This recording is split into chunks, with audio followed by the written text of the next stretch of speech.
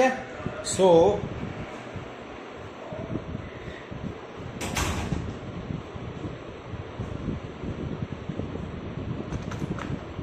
इस चैप्टर का जो फर्स्ट टॉपिक है हमारा वो है laws of chemical combination. Before discuss about the atom, molecule and ions, first we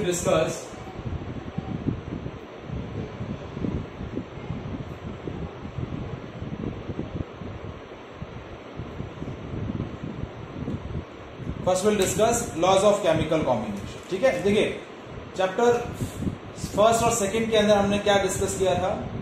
classification of substance on the और classification of matter on the basis of physical properties. हमने क्या discuss किया था? It will matter is classified into 3 category: atom, solid, liquid and gas. Now on the basis of chemical composition it will be classified into element, compound and mixture. Element, compound and mixture. तो element के बारे में हमने क्या discuss किया था? Element is a kind of pure substance which is made up from same type of particle, and these same type of particles are called atoms.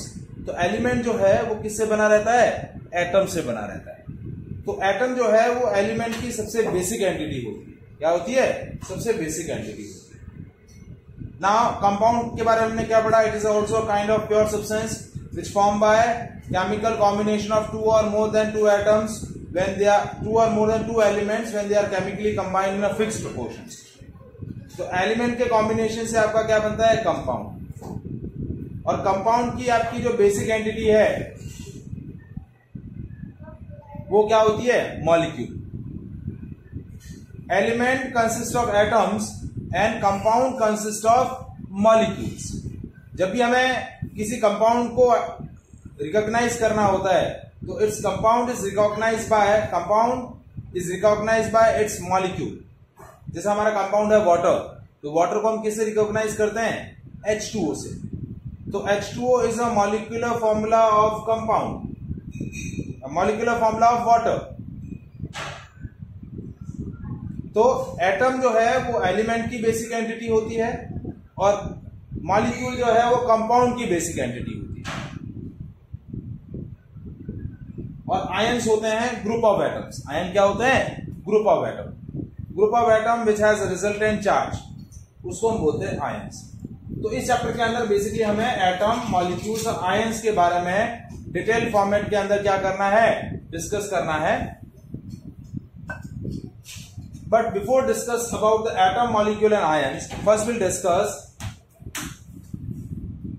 Laws of chemical combination. कि जब क्या होता है? 2 या 2 से ज्यादा एलिमेंट्स या फिर सब्सटेंस केमिकली कंबाइन होते हैं, on the basis of their chemical combination new kind of substances are form. तो उनका कॉम्बिनेशन जो है वो किन लॉजिक के बेसिस पे होता है? जब भी कोई 2 एलिमेंट या जब भी कोई 2 सब्सटेंस या 2 से ज्यादा सब्सटेंस केमिकली रिएक्ट करते हैं and they will form a new kind of substance, so on which basis they will form new kind of substance? तो वो बेसिस हमारे क्या बोले जाते हैं? Laws of chemical combinations.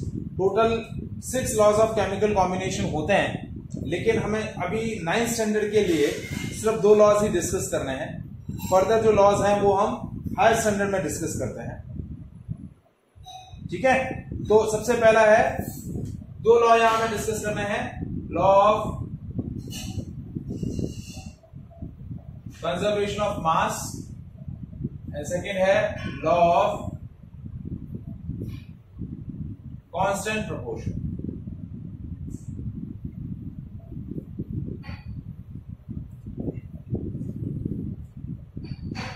Law of conservation of mass and law of constant proportion.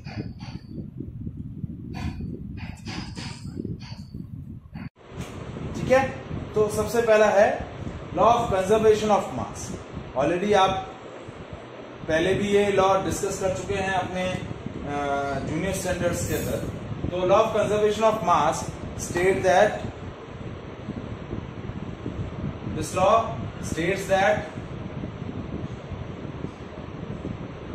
in any chemical change,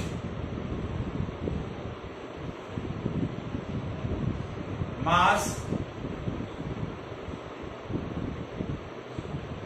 neither be created nor be destroyed.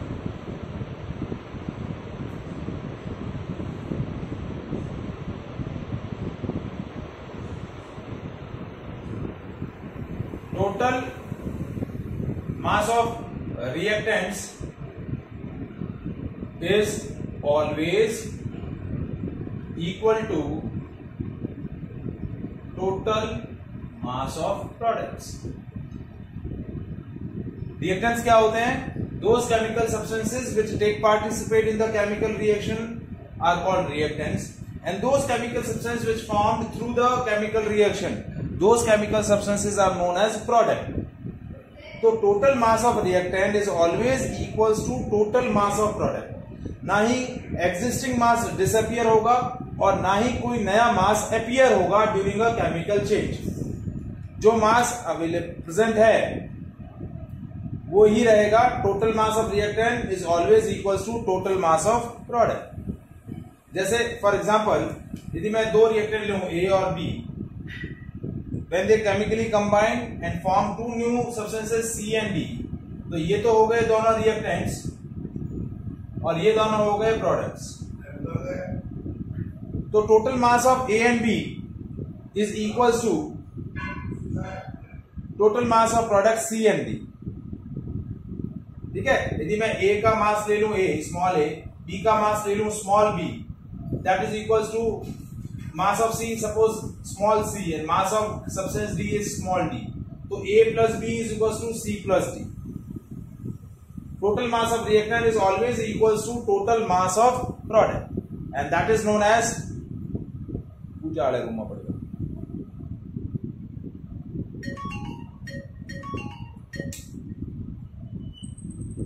That is called law of conservation of mass. Okay. I'm taking one more example. एक numerical example लेता हूं. जैसे suppose sodium sulfate react with sodium sulfate react with barium chloride who produces sodium chloride plus barium sulfate. Two reactants, sodium sulfate and barium chloride, chemically react with each other and form sodium chloride and barium sulfate. Suppose if I am taking 12 gram of sodium sulfate and it react with 8 gram of barium chloride and form 10 gram of sodium 10 gram of sodium chloride. So how much amount of barium chloride is formed? How much amount of barium sulfate is formed? Not barium chloride, barium sulfate. How much amount of barium sulfate is formed? तो देखिए अब यहां logic क्या लगेगा. Law of conservation of mass is applied here. Total mass of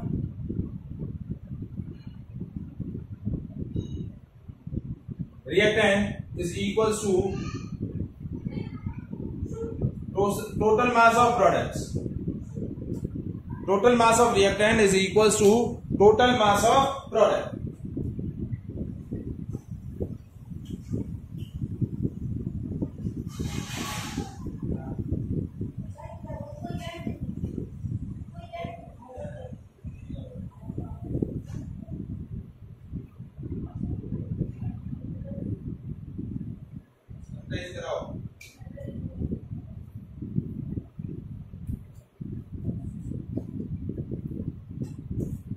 Total mass of reactant is equals to total mass of product.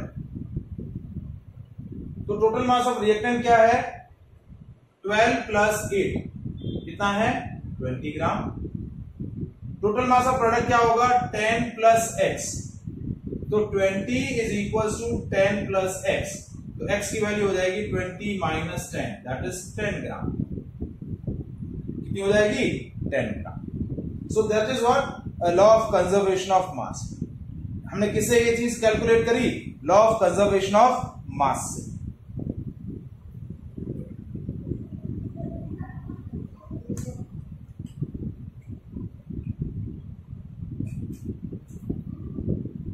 Is it clear?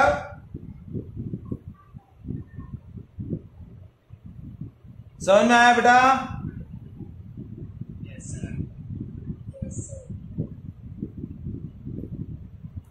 तेजस बेटा कितने classes के बाद आए हैं आज?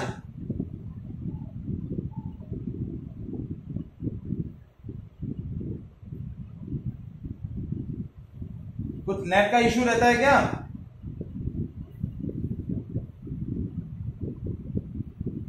Hello, Yes, sir.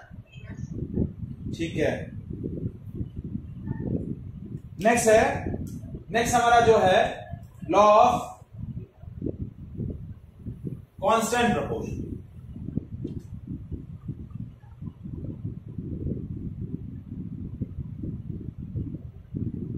नेक्स्ट क्या है? Law of constant proportion. Anyone कोई बताएगा? किसी को पता है लॉ ऑफ कांस्टेंट प्रोपोर्शन क्या है? यस, हाँ बताएं।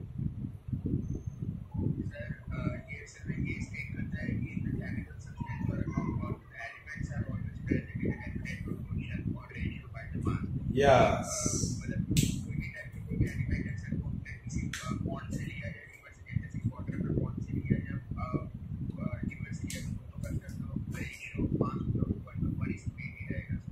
Good.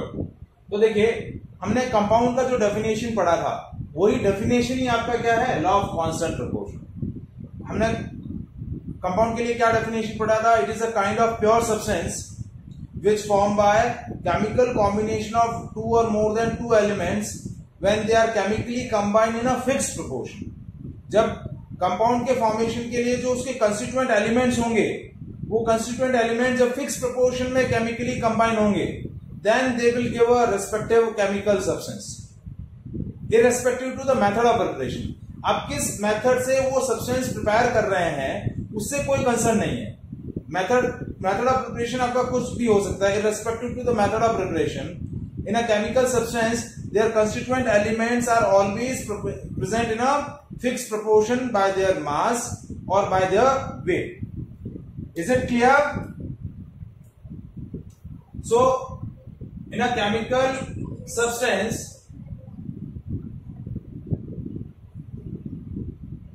their constituents elements are always present in fixed proportion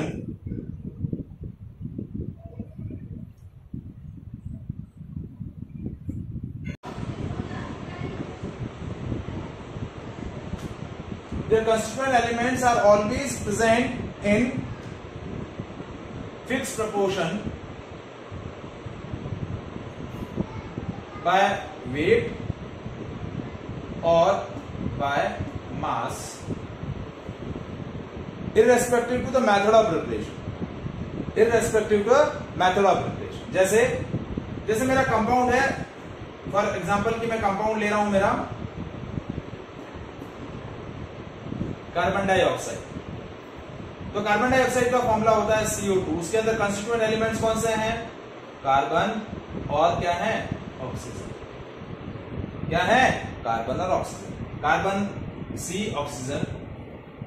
तो अब इस CO2 का प्रिपरेशन आप किसी भी मेथड से करें, CO2 का प्रिपरेशन किसी भी मेथड से करें, CO2 का फॉर्मेशन तभी होगा जब उसके कंस्टिट्यूएंट एलिमेंट्स कार्बन और ऑक्सीजन एक फिक्स प्रोपोर्शन में मिक्स होंगे। और वो फिक्स प्रोपोर्शन क्या होगा? 3:8।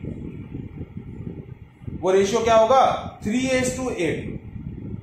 अब ये आया कैसे? देखिए CO2 के अंदर एक कार्बन एटम है, 2 ऑक्सीजन एटम। आगे हम एटम का मास जब डिस्कस करेंगे तो और अच्छे से क्लियर होगा। तो कार्बन के एक एटम का मास होता है 12 ग्राम और ऑक्सीजन के एक एटम का मास होता है 16 ग्राम। तो 2 एटम है तो 12:32। तो 12:32 इस रेशियो को हम, कार्बन के एक एटम का मास होता है 12 ग्राम नहीं बोलते हैं, 12 U, और ऑक्सीजन के एक एटम का मास होता है 16 U। तो 2 एटम का मास हो गया 32 U। तो 12:32, इससे रेशियो को सिंपल करें तो ये रेशियो आ गया 3:8। क्या हो गया? 3:8। तो आप CO2 को किसी भी तरीके से बनाएं, CO2 तभी बनेगी जब उसके कंस्टिट्यूएंट एलिमेंट कार्बन और ऑक्सीजन जब 3:8 में मिक्स्ड होंगे तभी आपका CO2 बनेगा, अदरवाइज नहीं बनेगा। Whenever you change the proportion, elements are same, but if you change their proportion, you will get a new compound. जैसे मैं एग्जांपल ले रहा हूं कार्बन मोनोऑक्साइड। क्या कह रहे हैं बेटा? हाँ, एटॉमिक मास दिया गया, कार्बन और ऑक्सीजन का एटॉमिक मास है। जैसे कार्बन और ऑक्सीजन, कार्बन मोनोऑक्साइड के अंदर भी कंस्टिट्यूएंट एलिमेंट्स क्या है? कार्बन और ऑक्सीजन। तो अब यहाँ कार्बन और ऑक्सीजन का रेशियो क्या आएगा? 12:16। इसको सिंपल करें तो 3:4। So ratio is 3:4। So elements are same, but as you change the proportion you will get a new compound. So in any chemical substance, their constituent elements are always present in a fixed proportion. Whenever you change the proportion, you will get a new compound. जैसे मैं एक और example लेता हूं, जैसे मैंने लिया water. तो वाटर का फॉर्मूला H2O। वाटर के कंस्टिट्यूएंट एलिमेंट्स कौन से हुए? हाइड्रोजन और ऑक्सीजन। हाइड्रोजन का H, ऑक्सीजन का O। अब H2O के अंदर 2 हाइड्रोजन एटम है और एक ऑक्सीजन एटम है। Each hydrogen atom has a mass of 1 U। तो 2 एटम है तो 2 U और ये हो गया 16 U। तो 2:16, ये रेशियो आ गया 1:8। रेशियो क्या आया? 1:8। So whenever hydrogen and oxygen combine in the ratio 1:8, you will get a compound water. Whenever you change the proportion, you will get a new compound. Constituent elements का proportion fixed रहेगा। जो chemical substance है उस chemical substance के अंदर उसके constituent elements का proportion fixed होगा। proportion change किया, element same है, but you get the new chemical substance. Is it clear? Yes.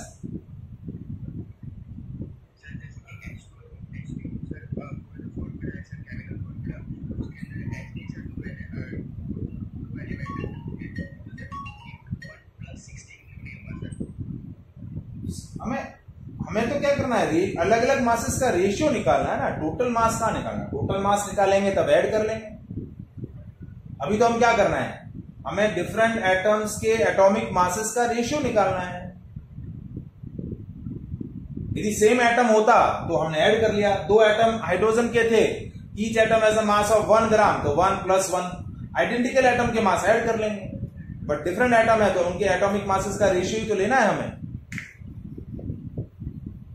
Overall हमें H2O का मास कैलकुलेट करना है तो फिर मैं करूंगा 2 + 16, 18 हो जाएगा। बट वो अभी हमें वो नहीं डिस्कस करना। हमें तो क्या करना है कि उसके कंस्टिट्यूएंट एलिमेंट्स, हाइड्रोजन अलग एलिमेंट है, ऑक्सीजन अलग एलिमेंट है, तो हाइड्रोजन ऑक्सीजन के जो different element, hydrogen oxygen different elements है तो उनके डिफरेंट एटॉमिक मासेस का रेशियो लेना है। Is it clear? समझ में आया बेटा?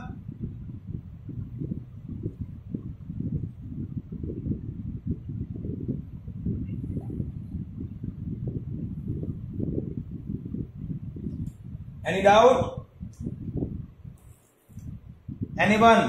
Meda, Mishri, Kavish, Moksha, is there any doubt to anyone?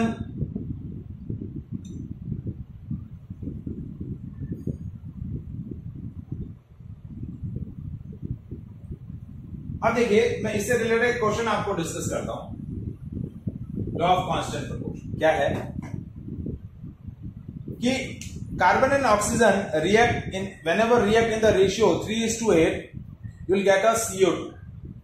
Whenever carbon and oxygen react in the ratio 3:8 you will get a CO2. What weight of carbon should be used to react completely with 40 gram of oxygen?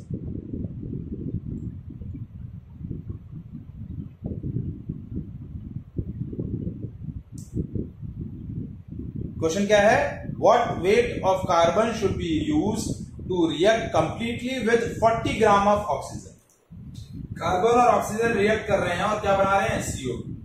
ये ratio जब 3:8 का होता है तो आपको क्या मिलता है? CO2 मिलता है। यदि वो बोल रहा है कि इसका 40 ग्राम है तो इसका कितना ग्राम चाहिएगा ताकि कार्बन जो है वो गिवन अमाउंट ऑफ ऑक्सीजन से कंप्लीटली रिएक्शन कर सके। तो अब यहां देखिए हम क्या लिखेंगे, that 8 gram of oxygen requires 3 gram of carbon. So हमारे पास ऑक्सीजन का कितना अमाउंट है? 40 ग्राम ऑफ ऑक्सीजन है। सो 40 ग्राम of oxygen require how much carbon? 3/8 into 40 कितना चाहिएगा? 15 ग्राम ऑफ कार्बन। क्योंकि देखिए जब आप 15 और 40 का रेशियो निकालेंगे 15:40 कार्बन और ऑक्सीजन तो ये रेशियो भी 3:8 ही आएगा।